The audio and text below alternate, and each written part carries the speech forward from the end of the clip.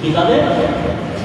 আল্লাহ বলেন সূরাতুল বাকারা দ্বিতীয় নম্বর সূরা, কোরআনুল কারীমের দ্বিতীয় নম্বর পারা, 9 নম্বর পৃষ্ঠার প্রথম আয়াতের মধ্যে আল্লাহ তাআলা বলেন শাহরু রমাদানাল্লাযী উনজিলা ফীহিল কুরআন। আল্লাহ বলেন বাকি 11 মাসের উচ্চারণ তোমরা করো, আর রমজান মাসের উচ্চারণ আমি আমার মুখে আমি নাযিল করি। শাহরু রমাদান, রমাদান রমজান মাস, এই উচ্চারণটা কে করতেছে? আল্লাহ নিজে করতেছে। আল্লাহর মুখে আল্লাহ বলতেছেন শাহরু রমাদান, রমজান মাস আমি তোমাদেরকে দিয়েছি। আল্লাযী উনজিলা ফীহিল কুরআন, এই রমজান মাস আমি তোমাদেরকে দিয়েছি।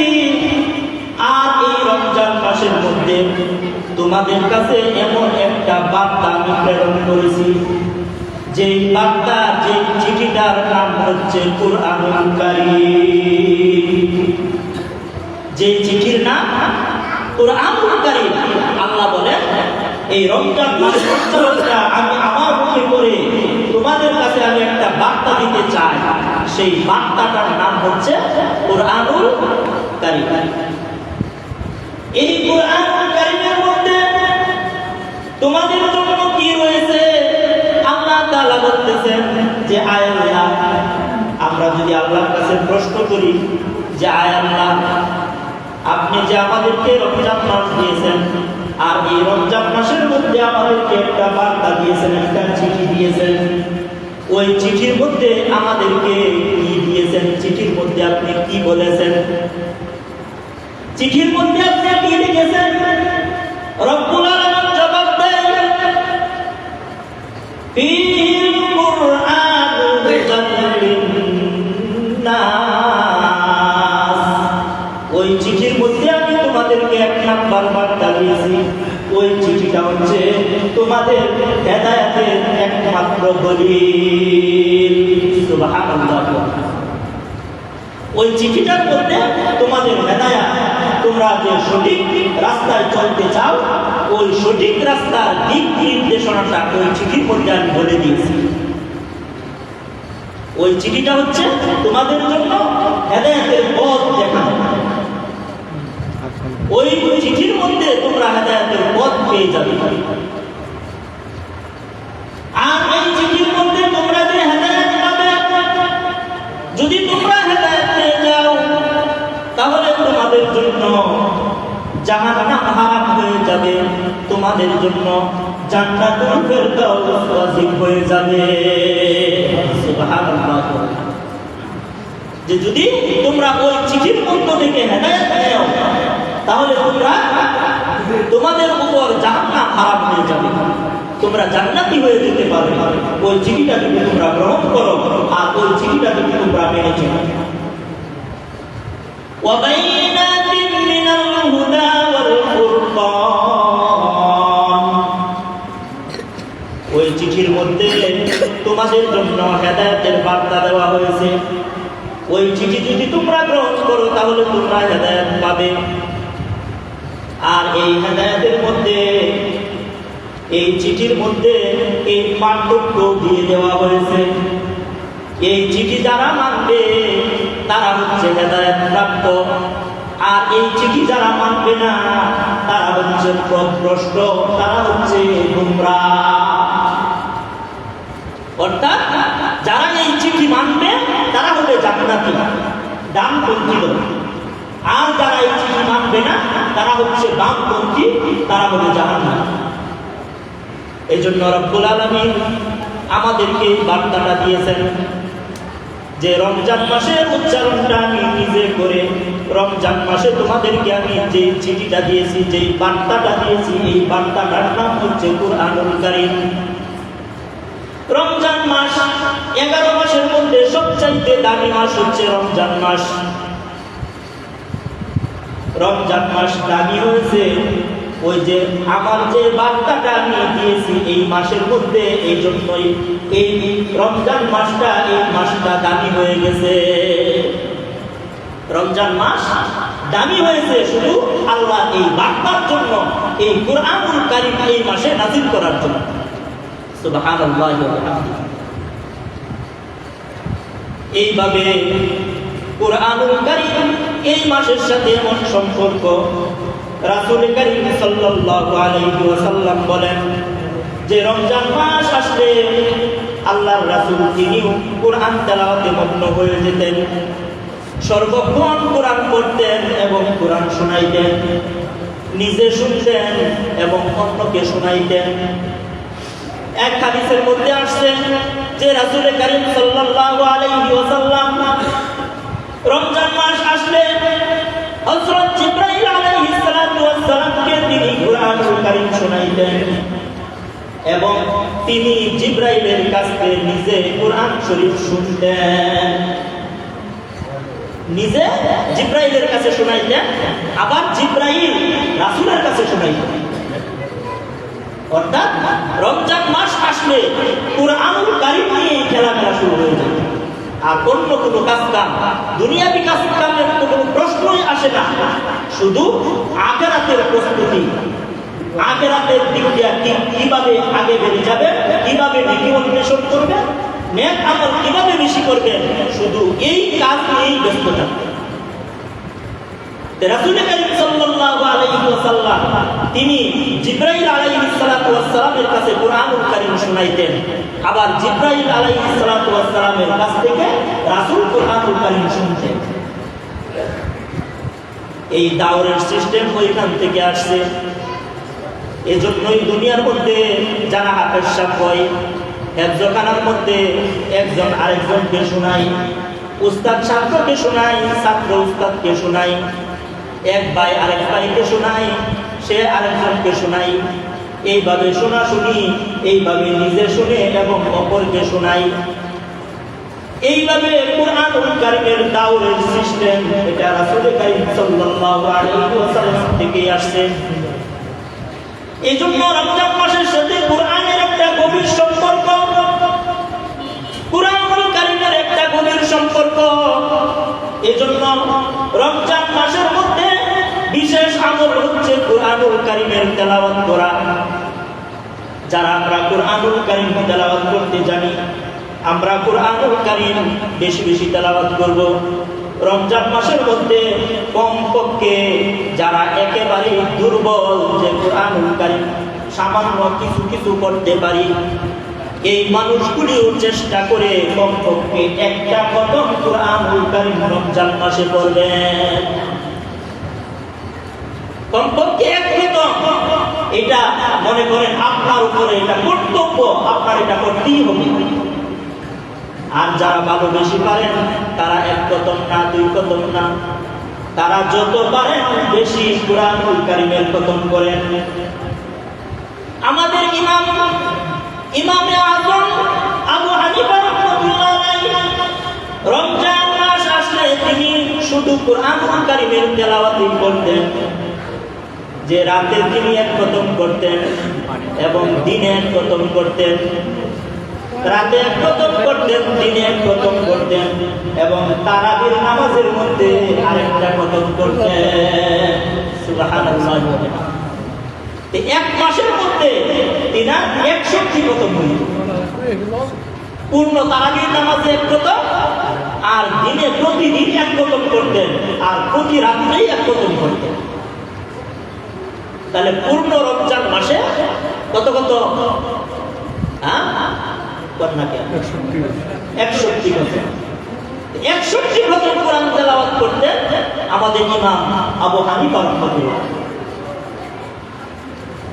61 খতম যদি কুরআনুল কারীমের পিছনে ব্যয় করেন, তাহলে উনি কি দুনিয়ার আরো অন্য কোনো কাজ কাম করছেন নাকি? জরুরত ছাড়া অন্য কারো সাথে দেখা সাক্ষাৎ কথাবার্তা বলতেন।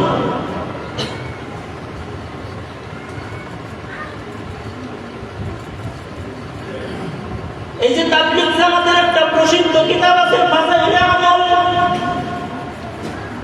হযরত মাওলানা জাকারিয়া রাহমাতুল্লাহ আলাইহি উনি লিখছেন সাহারানপুরে উনার এক বিশাল মাদ্রাসা আছে, মাজাহিরুল উলুম নামক একটা বড় মাদ্রাসা। ইন্ডিয়ার সাহারানপুরে উনার মাদ্রাসা মাজাহিরুল উলুম, অনেক বড় মাদ্রাসা। এই মাদ্রাসা উনি প্রতিষ্ঠা করেছেন। এই ফাজাইলে আমল কিতাব উনি লিখেছেন। ফাজাইলে আমল কিতাবটা এমন গ্রহণযোগ্য হয়েছে আর এমন প্রসিদ্ধতা লাভ করেছে যে পৃথিবীর এমন কোনো দেশ নাই যে যেখানে ফাজাইলে আমল দেওয়া হয় না। এটা এমন কিতাব যে পৃথিবীর সমস্ত দেশে এই ফাজাইলে। তাহলে আল্লাহ কেমন কবুল করেছেন? দুইজন মানুষ আল্লাহ ওনাদেরকে এমন কবুল করেছেন আর ওনাদেরকে এত প্রসিদ্ধতা দিয়েছেন। একজন হলেন হযরত মাওলানা আশরাফ আলী থানভী রাহমাতুল্লাহ। এমন কোনো বিষয় নাই যে ওনার কিতাব নাই, ওনার লেখালেখি নাই। আরেকজন হচ্ছেন হযরত মাওলানা জাকারিয়া রাহমাতুল্লাহ। এই দুইজন মানুষের আল্লাহ এত প্রসিদ্ধতা দিয়েছেন আর ওনাদের জীবনী এত কঠোর পরিশ্রম করতেন।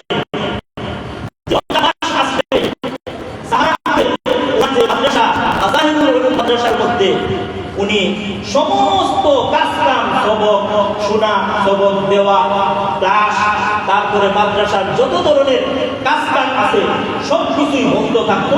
শুধু কুরআনুল কারীমের তেলাওয়াত, তাসবিহ, তাহলিল, নামাজ, আমল ছাড়া অন্য কিছু ওনার মাদ্রাসার মধ্যে হইত না। সুবহানাল্লাহ।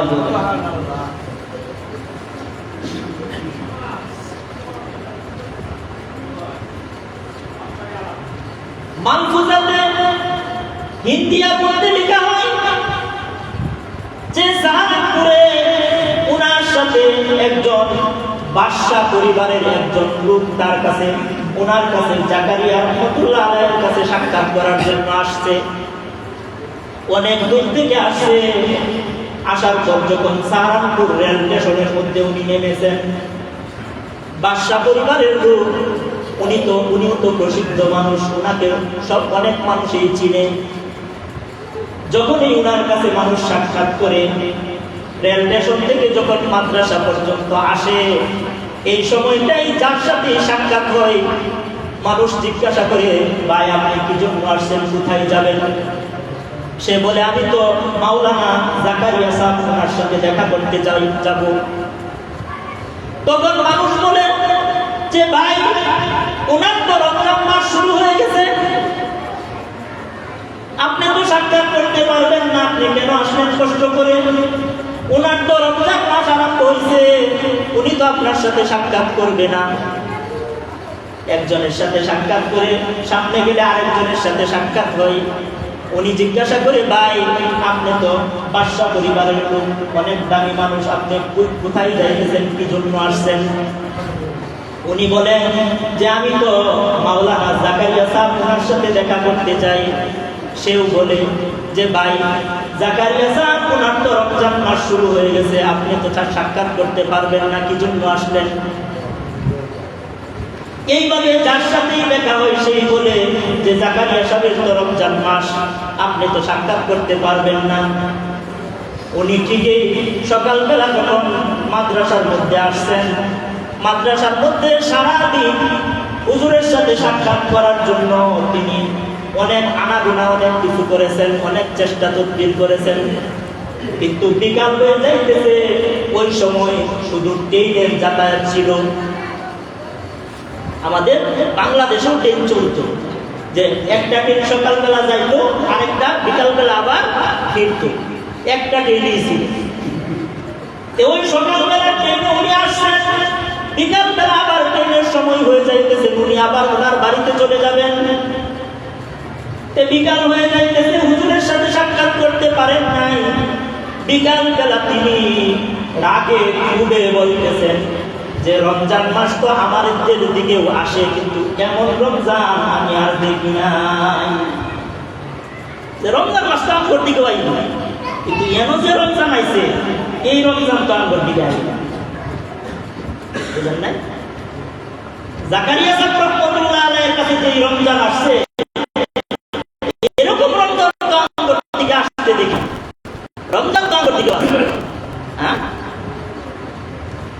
রমজান মাসে আসলে হযরত মাওলানা জাকারিয়া সাহেব রহমাতুল্লাহ আলাইহি উনি কুরআন তেলাওয়াত তাসবিহ নামাজ ছাড়া অন্য কোনো কিছু ওনার মাদ্রাসায় ওনার খানকায় ওনার দরবারে আর অন্য কোনো কিছু চলতো না।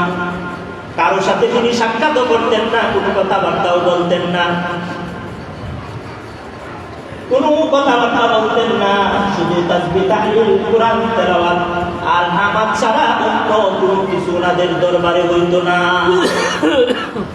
এজন্যই ওনাদের শান মান আল্লাহ তাআলা এত প্রসিদ্ধ করে দিয়েছেন যে সারা পৃথিবীব্যাপী ওনাদের যে একটা পরিচিতি, ওনাদের যে একটা সম্মান আল্লাহ দিয়েছেন, কিয়ামত পর্যন্ত সমস্ত মুসলমান স্বর্ণ অক্ষরে কলিজার মধ্যে ওনাদের নাম লিপিবদ্ধ করে রাখবে। কেন এত সম্মান? এত আমল করে আল্লাহকে এমন রাজি খুশি তিনারা করেছেন যে আল্লাহ তাদের প্রতি রাজি, তারাও আল্লাহর প্রতি খুশি।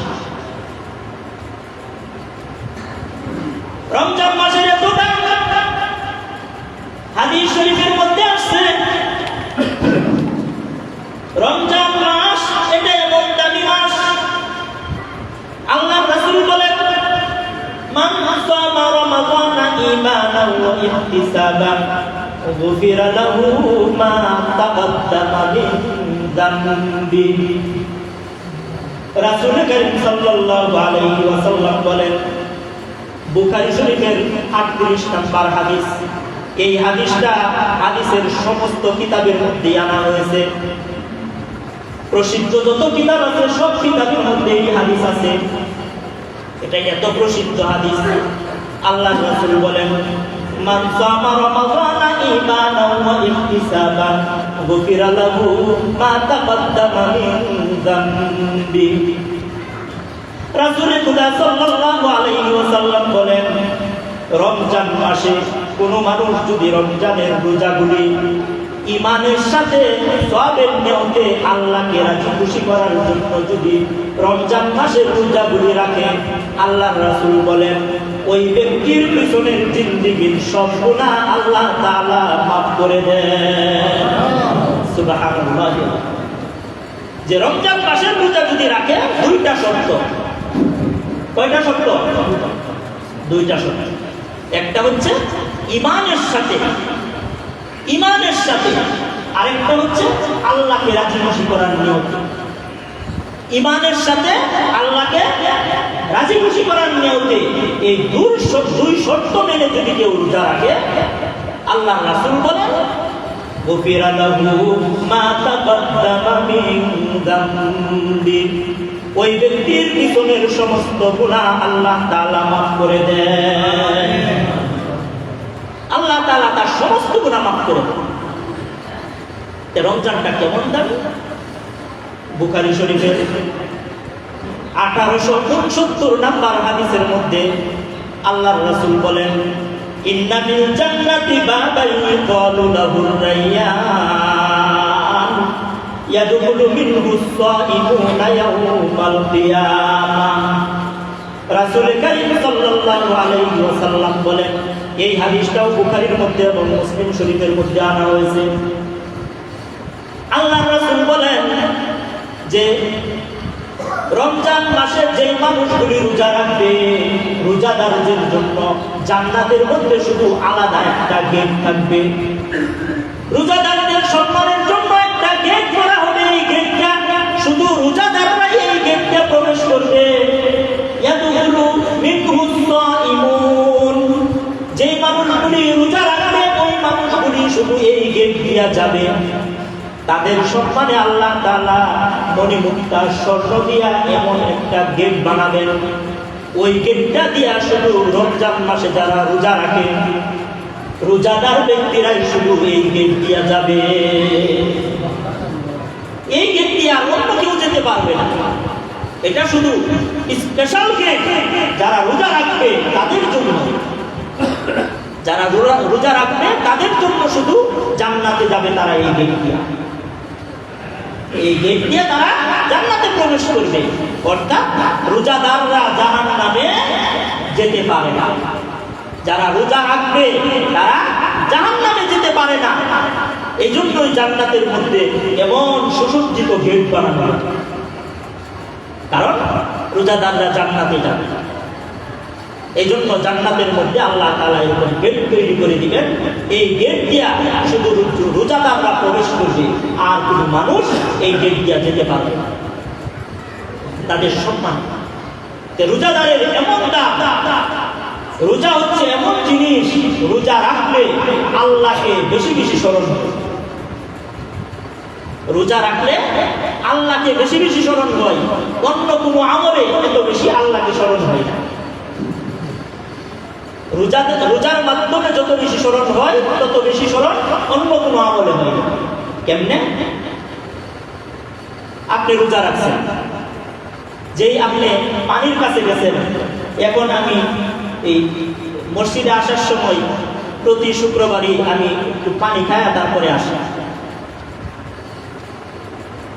এখন পানির কাছে যাই নাই, পানি আছে গ্লাসে, গ্লাসের মধ্যে গরম পানিও আছে। সবকিছু থাকা সত্ত্বেও তারপরে পানি কেন খাই নাই? হ্যাঁ, আল্লাহর ভয়, যে আমি তো রোজা রেখেছি আল্লাহর জন্য। আল্লাহকে স্মরণ হয় নাই। যেই আমি খাবারের কাছে যাই তখনই আল্লাহর কথা স্মরণ হয়, যে আমি তো আল্লাহর জন্য রোজা রেখেছি। যেই আমি বিবির কাছে যাই তখনই আল্লাহর কথা স্মরণ হয়। আমি যতবার দুনিয়ার আসবাবপত্র খানা পিনার কাছে যাইতেছি ততবারই আল্লাহর কথা স্মরণ হইতেছে। রোজার দ্বারা সারা দিনের মধ্যে আল্লাহর কথা যত বেশি স্মরণ হয়, অন্য কোনো আমলে এত বেশি স্মরণ হয়। এজন্য রোজা হচ্ছে সমস্ত ইবাদতের দরজা।